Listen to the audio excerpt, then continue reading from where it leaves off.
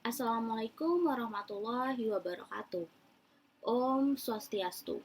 Salam, namo buddhaya, salam kebajikan, dan salam sejahtera untuk kita semua. Terima kasih atas kesempatan yang telah diberikan untuk kelompok 7. Kali ini kelompok 7 akan mempresentasikan materi mengenai sintaksis. Tetapi sebelumnya izinkan saya untuk memperkenalkan anggota dari kelompok 7. Yang pertama ada saya sendiri, Putri Nurhalisa dengan NIM 2112011005 selaku moderator dari kelompok 7. Dan yang selanjutnya ada rekan-rekan saya. Om Swastiastu, perkenalkan nama saya Igustiawi Putri Indrawati dengan NIM 21120110004. Perkenalkan, nama saya Niputu Lildamayanti dengan NIM 21120111006. Itulah perkenalan singkat dari kelompok 7. Selanjutnya kita akan masuk ke pembahasan materi. Untuk materi yang pertama akan dijelaskan oleh rekan saya Ayu Putri. Untuk itu, waktu dan tempat saya persilahkan. Baik, terima kasih atas waktu yang telah diberikan kepada saya. Di sini saya akan memaparkan materi pertama, yaitu mengenai pengertian sintaksis menurut para ahli. Yang pertama adalah pengertian sintaksis menurut Krida Laksana 2001.2199 menyatakan bahwa sintaksis ialah cabang linguistik yang mempelajari pengaturan dan hubungan antara kata dan kata, atau antara kata dan satuan-satuan yang lebih besar, atau antar satuan yang lebih besar itu di dalam bahasa.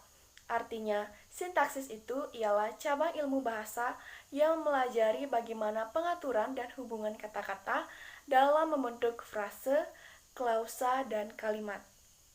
Yang kedua adalah menurut Ramlan 1981 menyatakan bahwa sintaksis ialah cabang ilmu bahasa yang membicarakan seluk-beluk wacana, kalimat, klausa, dan frase. Baik, pengertian yang ketiga adalah menurut Manaf 2009.23 mengungkapkan bahwa sintaksis adalah cabang linguistik yang membahas struktur internal kalimat. Struktur internal kalimat yang dibahas adalah frase, klausa, dan kalimat. Dan pengertian yang terakhir adalah menurut Carnell 2007 menyatakan bahwa sintaksis adalah studies of level and language that lies between word and the meaning of utterance atau sintes. Artinya, sintaksis merupakan ilmu bahasa yang mempelajari tentang kata dan makna ujaran dalam sebuah kalimat. Nah, dari keempat pengertian sintaksis menurut para ahli tersebut, dapat saya simpulkan bahwa arti kata sintaksis berasal dari bahasa Yunani, yaitu san yang berarti dengan dan tetein yang berartinya menempatkan.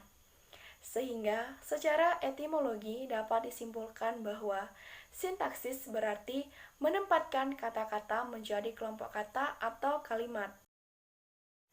Nah, untuk materi selanjutnya yaitu mengenai macam-macam alat-alat sintaksis. Menurut Char 2009.2.33-36 berpendapat bahwa ada 4 macam alat-alat sintaksis, yaitu yang pertama adalah urutan kata, yang kedua adalah bentuk kata, dan yang ketiga adalah intonasi, dan yang terakhir adalah konektor atau konjungsi. Alat-alat sintaksis yang pertama adalah urutan kata. Urutan kata adalah posisi kata yang satu dengan kata yang lain dalam sebuah konstruksi sintaksis. Dalam bahasa Indonesia, pengubahan urutan kata dalam sebuah konstruksi dapat menyebabkan perubahan makna. Contohnya, A. Tanah luas, yang B adalah luas tanah. Nah, contoh di atas yaitu contoh A dan B disusun oleh dua satuan lingual yang sama, yaitu kata tanah dan kata luas. Meskipun contoh A dan B disusun oleh satuan lingual yang sama, urutan kata yang berbeda menyebabkan makna konstruksi yang dibangun berbeda. Ada juga contoh lain dari urutan kata sebagai berikut. Yang pertama adalah rumput hijau tersebut membuat warna di lapangan sepak bola. Yang kedua adalah bajumu seperti warna hijau rumput. Gabungan kata hijau rumput adalah istilah untuk warna yang hijaunya seperti warna rumput. Sedangkan rumput hijau adalah sebuah gabungan kata yang mengandung makna rumput yang berwarna hijau. Jadi, makna kedua bentuk kata itu berbeda atau tidak sama. Nah, yang kedua adalah bentuk kata. Bentuk kata dalam bahasa Indonesia berperan penting dalam menentukan makna kalimat. Bentuk kata ini biasanya diperlihatkan oleh afiks atau imbuhan. Dalam bahasa Indonesia, sebuah kata dapat dibentuk menjadi beberapa macam kata, antara lain dengan proses afirmasi. Perubahan bentuk kata tersebut dapat menyebabkan perubahan makna dalam kalimat. Nah, ada juga beberapa contoh dari bentuk kata. Yang pertama adalah ibu membeli baju baru. Ibu merupakan subjek, membeli merupakan predikat, baju baru merupakan objek. Yang kedua adalah ibu membelikan adik baju baru. Ibu merupakan subjek, membelikan merupakan predikat, adik merupakan objek, dan baju baru merupakan pelengkap. Subjek adalah bagian klausa yang menandai apa yang dibicarakan oleh pembicara atau sebagai pelaku. Predikat ialah tindakan atau kegiatan yang sedang dilakukan oleh subjek. Dan objek merupakan sesuatu yang dikenai tindakan oleh subjek. Nah, kata membeli dalam contoh A mengisi fungsi predikat. Kata membeli mewajibkan hadirnya objek, yaitu baju baru. Kata membeli jika ditambah dengan afikskan menjadi membelikan. Dalam contoh B, fungsi objek dan pelengkap harus hadir. Baik, yang ketiga adalah intonasi. Dalam bahasa Indonesia, biasanya di akhir kalimat intonasi ditandai dengan tanda baca titik, tanda tanya, dan tanda perintah, yang menyatakan bahwa dalam bahasa tulis, tanda baca mempunyai peranan yang sangat penting. Suatu klausa yang terdiri atas kata yang sama dan dalam urutan yang sama dapat mempunyai arti yang berbeda, bergantung pada tanda baca yang diberikan. Nah, ada beberapa contoh dari intonasi. Intonasi akhir dalam kalimat sangat berpengaruh terhadap kalimat yang dihasilkan. Yaitu contohnya, yang pertama adalah Desi, alumni SMK Negeri 1 Lubuk Linggau, yaitu merupakan kalimat pertanyaan yang diucapkan dengan intonasi menurun. Yang kedua adalah Desi, alumni SMK Negeri 1 Lubuk Linggau, yaitu merupakan kalimat pertanyaan yang diucapkan dengan intonasi naik. Yang ketiga adalah Desi, alumni SMK Negeri 1 Lubuk Linggau, yaitu merupakan kalimat perintah yang diucapkan dengan nada sedang. Nah, jadi dengan intonasi yang berbeda, maka makna kalimat tersebut akan berubah sesuai dengan tanda baca yang ada di akhir kalimatnya. Dan yang terakhir adalah konektor atau konjungsi. Konjungsi biasanya disebut juga kata sambung. Atau konjungsi adalah kata tugas yang menghubungkan dua satuan bahasa yang sederajat, seperti kata dengan kata, frasa dengan frase, atau klausa dengan klausa. Contohnya sebagai berikut. Yang pertama adalah untuk acara malam diadakan sesi konsumsi membeli buah, yaitu apel, jeruk, pisang, dan duku di pasar Johan. Yang kedua adalah untuk acara malam diadakan sesi konsumsi membeli buah, yaitu apel, jeruk, pisang, atau duku di pasar Johar. Nah, dalam contoh A, konjungsi dan digunakan untuk menghubungkan kalimat majemuk, setara yang bersifat penambahan. Sedangkan konjungsi atau dalam contoh B digunakan untuk menambahkan kalimat majemuk setara yang bersifat alternatif. Yang selanjutnya adalah macam-macam konjungsi dilihat dari fungsinya. Berikut ini dua macam kata penghubung. Yang pertama adalah menggabungkan biasa. Contohnya seperti dan dengan serta. Yang kedua adalah menggabungkan mempertentangkan. Seperti tetapi, namun, sedangkan, atau sebaliknya. Yang ketiga adalah menggabungkan, membetulkan, yaitu melainkan atau hanya. Yang keempat yaitu menggabungkan, menegaskan, seperti bahkan, malah atau malahan, lagi pula, dan apalagi atau jangankan. Yang kelima adalah menggabungkan, membatasi, seperti kecuali, hanya, dan yang keenam adalah menggabungkan, mengurutkan, lalu, kemudian, dan selanjutnya. Yang ketujuh adalah menggabungkan, menyamakan, yaitu yakni, bahwa, adalah, dan ialah. Yang kedelapan menggabungkan, menyimpulkan, jadi, karena itu, atau oleh sebab itu. Baik, materi selanjutnya akan dijelaskan oleh rekan saya, Lili. Untuk Lili, waktu dan tempat saya persilahkan. Baik, terima kasih atas kesempatannya. Di sini saya akan menjelaskan mengenai satuan sintaksis. Satuan terkecilnya itu adalah kata, sedangkan satuan terbesarnya itu adalah kalimat. Selain itu, dapat juga berupa frasa ataupun klausa. Frasa itu adalah satuan yang lebih besar daripada kata, sedangkan klausa itu adalah lebih besar daripada frasa. Jadi, satuan sintaksis itu dapat berupa kata, frasa, klausa, dan juga kalimat. Yang pertama itu adalah kata. Sebagai satuan terkecil dalam sintaksis, kata berperan sebagai yang pertama pengisi fungsi sintaksis, yang kedua itu adalah penanda kategori sintaksis, dan yang ketiga itu adalah perangkai dalam penyatuan bagian satuan sintaksis. Nah, kata tidak dapat disela oleh ketata bahasaan yang lain. Nah, inilah alasan mengapa kata dikatakan sebagai satuan terkecil sintaksis. Contohnya itu kata bepergian. Kata tersebut tidak dapat disisipkan oleh unsur yang lain, walaupun kata tersebut terdiri dari dua morfem, yaitu morfem bebas dan juga terikat. Selain itu, kata juga dapat berpindah-pindah dalam suatu kalimat. Contoh, ada kecelakaan lalu lintas di Jalan Gatot Subroto kemarin. Kata kemarin itu dapat dipermutasikan ke depan menjadi kemarin ada kecelakaan lalu lintas di Jalan Gatot Subroto. Lalu kata kemarin juga dapat dipermutasikan ke tengah menjadi ada kecelakaan lalu lintas kemarin di Jalan Gatot Subroto. Yang kedua itu adalah frasa. Frasa satuan lebih besar daripada kata.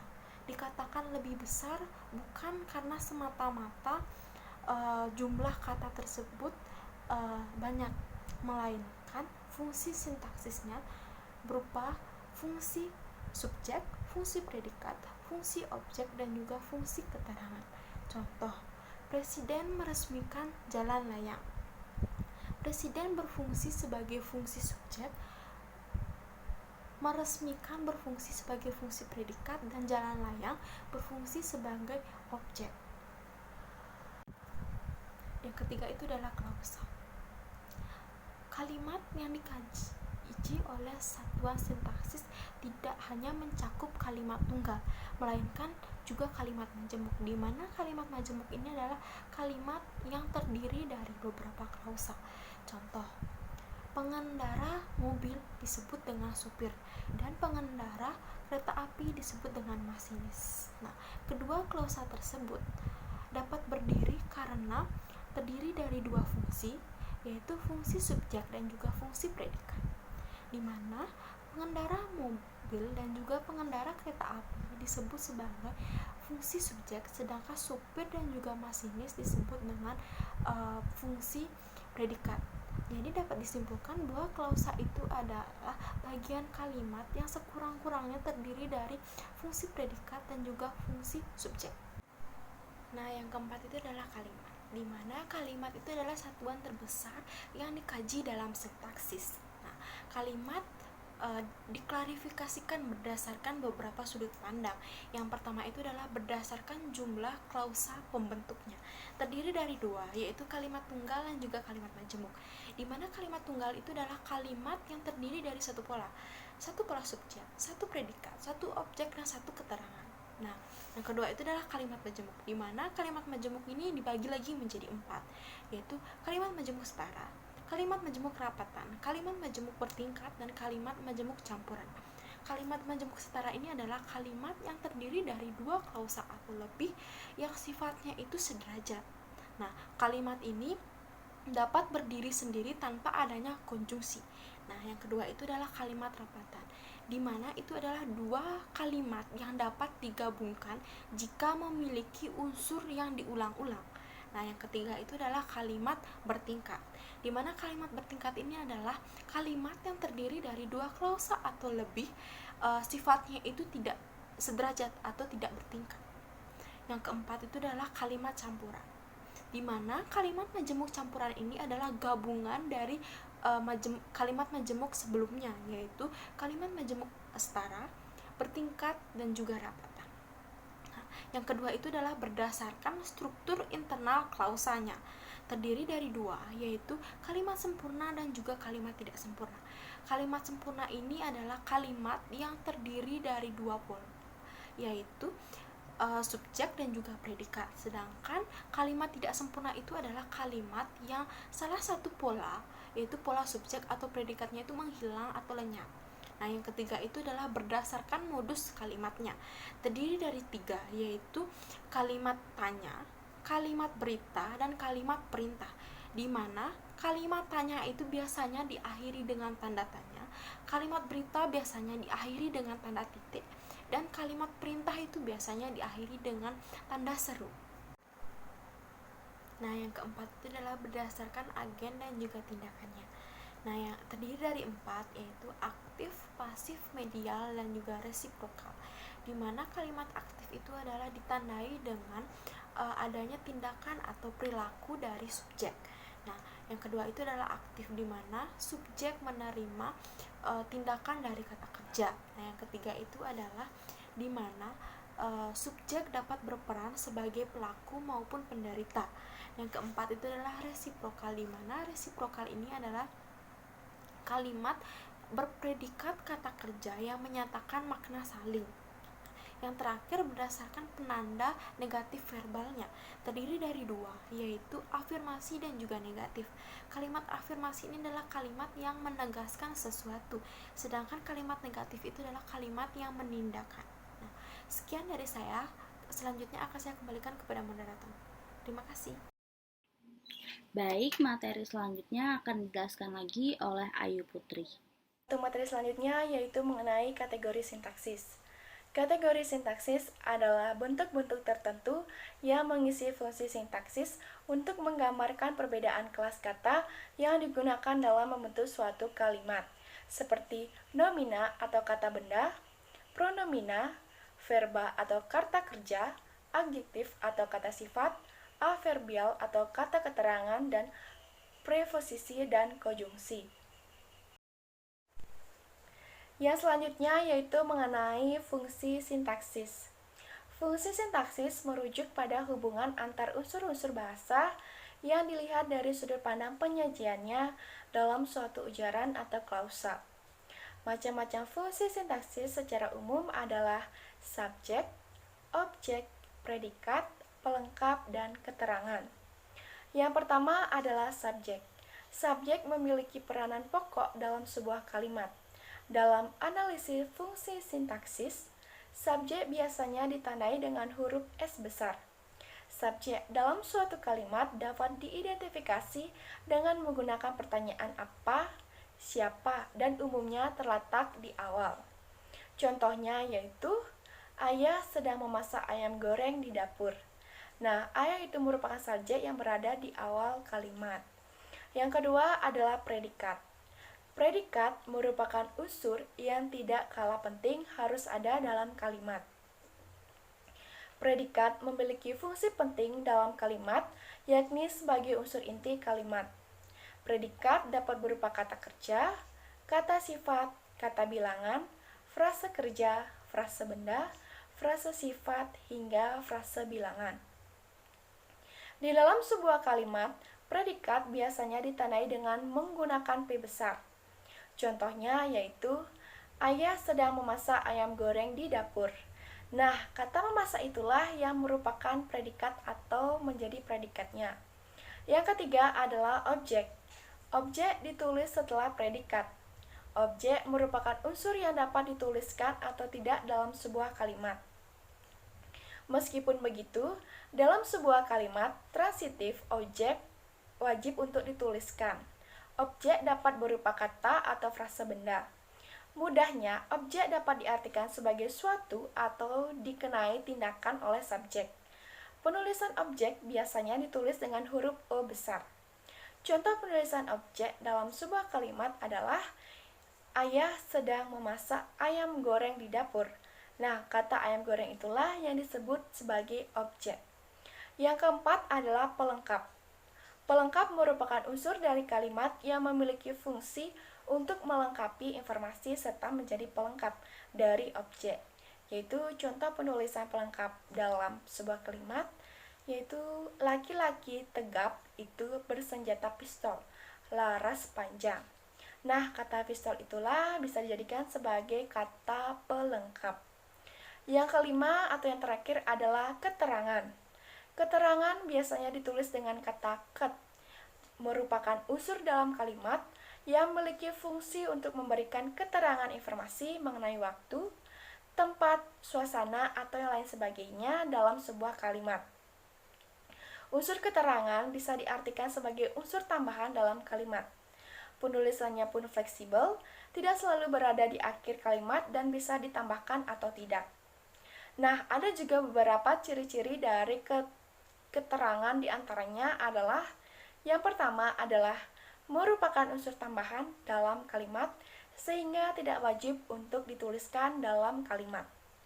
Yang kedua, penulisannya dapat berpindah-pindah tanpa harus mengubah struktur serta makna kalimat. Yang terakhir adalah keterangan dapat diisi dengan averbia, adjektif, dan frase averbia, frase adjektif, hingga klausa terikat. Nah, itu saja yang bisa saya sampaikan. Untuk materi selanjutnya akan dipaparkan oleh rekan saya, yaitu Putri Nurhalisa. Untuk Putri Nurhalisa dipersilahkan. Baik, materi terakhir adalah analisis sintaksis, yang akan saya jelaskan sendiri. Analisis sintaksis adalah suatu teknik yang ditujukan kepada bahasa yang sedang dipelajari, sehingga teknik tersebut dapat membantu dan berguna sebagai kelancaran dalam program pengajaran yang sedang dilaksanakan. Dalam penelitian ini, peneliti menggunakan analisis agar dapat mengetahui frasa, klausa, dan kalimat yang dibuat oleh siswa dalam menulis sebuah karangan. Selanjutnya mengenai langkah-langkah menganalisis. Menurut Pranowo tahun 2014, ia menyebutkan langkah-langkah menganalisis kesalahan kebahasaan sebagai berikut. Yang pertama, pengumpulan sampel. Artinya, mengumpulkan data berupa kesalahan berbahasa yang dilakukan para siswa, misalnya hasil ulangan, karangan, ataupun percakapan. Yang kedua, pengidentifikasian kesalahan, yang artinya mengenali dan memilah kesalahan berdasarkan kategori kebahasaan, misalnya kesalahan pelafalan. Yang ketiga, penjelasan kesalahan, artinya menggambarkan letak kesalahan tersebut, penyebabnya, dan memberikan contoh yang benar. Yang keempat adalah pengklarifikasian kesalahan, artinya mengenali dan memilah kesalahan berdasarkan kategori kebahasaan. Yang kelima, yang terakhir, pengevaluasian kesalahan, artinya memperbaiki dan bila dapat menghilangkan kesalahan tersebut melalui penyusunan bahan yang tepat, seperti buku pegangan yang baik dan teknik pengajaran yang serasi. Penyebab penggunaan bahasa yang belum sesuai dengan kaidah sintaksis. Yang pertama menurut Slinker. Yang pertama itu kesalahan transfer atau pemindahan unsur-unsur bahasa pertama ke dalam bahasa kedua atau interferensi. Yang kedua, transfer of training. Yang ketiga, strategi belajar bahasa kedua yang dilakukan oleh pembelajar. Yang keempat, strategi komunikasi dengan orang lain yang dilakukan oleh pembelajar. Dan yang kelima adalah overgeneralization. Selanjutnya menurut Richard. Yang pertama, overgeneralization. Yang kedua, ignorance of rule restriction. Yang ketiga, incomplete application of rules. Dan yang keempat, false concept hypothesis. Selanjutnya adalah contoh analisis sintaksis pertama pada bidang frasa. Pertama, penggunaan kata depan. Contoh, di masa yang seharusnya pada masa itu. Di malam itu yang seharusnya pada malam itu. Yang kedua, contoh penyusunan struktur frasa. Misalnya, mandi sudah seharusnya menjadi sudah mandi. Contoh kedua, makan belum seharusnya belum makan. Dan yang ketiga adalah penambahan yang dalam frasa benda. Menurut Faisal 2009 yang menyebutkan bahwa frasa benda yang berstruktur kata benda plus kata sifat tidak diantarai kata penghubung yang. Contoh, petani yang muda seharusnya petani muda. Contoh kedua, pedagang hebat atau pedagang yang hebat seharusnya pedagang hebat. Selanjutnya pada bidang kalimat. Contoh, Amin pergi ke rumahnya Rudi menjadi Amin pergi ke rumah Rudi. Selanjutnya dalam penggunaan subjek pada kalimat. Contoh, dalam pertemuan itu membahas berbagai persoalan. Menjadi pertemuan itu membahas berbagai persoalan. Contoh kedua, Eti membeli ikan ketika Eti akan makan malam. Menjadi Eti membeli ikan ketika akan makan malam. Yang terakhir, contoh analisis sintaksis pada bidang klausa.